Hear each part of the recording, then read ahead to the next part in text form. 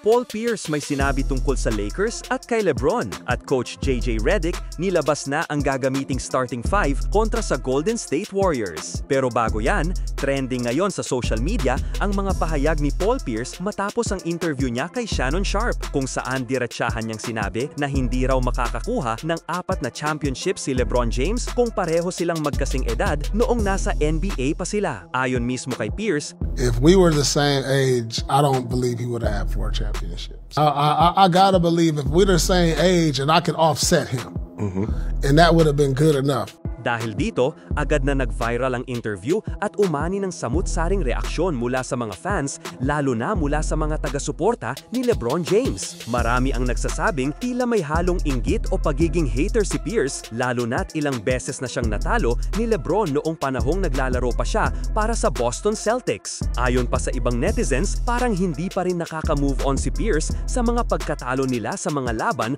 kontra sa mga koponan ni LeBron gaya ng Miami Heat at Cleveland Cavaliers. Hindi lang doon nagtapas ang kontrobersya. Dagdag pa ni Pierce sa kanyang panayam, mahina raw ang kasalukuyang roster ng Los Angeles Lakers at para sa kanya ay overhyped lang ito ng media. Hindi rin daw siya naniniwalang makakapasok sa playoffs ang Lakers ngayong season. Natural lang na marami ang hindi natuwa sa mga sinabi ni Pierce, lalo na't malapit na ang regular season ng NBA. Samantala, matapos ang mahigpit na preseason game kontra Sacramento Kings na nagtapos sa 117-116 pabor sa Kings, handa na ang Los Angeles Lakers para sa kanilang unang regular season games sa October 22 laban sa Golden State Warriors. Bagamat talo sa huling preseason match, maraming positibong bagay ang nakita sa opensa at depensa ng Lakers. Si Luka Doncic ay nagpakitang gilas, agad na nagtala ng 31 points, 5 rebounds at 9 assists kontra Kings. Si Rui Hachimura naman ay patuloy na nagpapakita ng kumpiyansa, may 18 points, habang halos mag-double-double si DeAndre Ayton na may 12 points at 9 rebounds. Ngunit ang pinakapinuri ng mga analyst ay ang performance ni Marcus Smart na bumawi matapos ang kanyang scoreless debut laban sa Suns. Sa laban kontra Kings, nagtala siya ng 14 points, 3 rebounds, 2 assists at 4 steals, at ipinakita kung bakit siya dating Defensive Player of the Year. Ayon sa mga taga-subaybay, malaking tulong ang kanyang depensa at hustle sa bench ng Lakers, bagay na matagal nang kulang sa koponan. Ayon kay Coach JJ Redick, gagamitin pa rin nila ang parehong starting five kontra Warriors, sina Luka Doncic, Austin Reeves, Rui Hachimura, DeAndre Ayton at Gabe Vincent. Mabigat agad ang unang pagsubok para sa Lakers dahil haharapin nila sina Stephen Curry, Jimmy Butler, Draymond Green at Al Horford. Sa tulong ng bagong kombinasyon ng opensa at depensa, asahan ng fans na magiging mainit ang bakbakan sa pagbubukas ng bagong NBA season.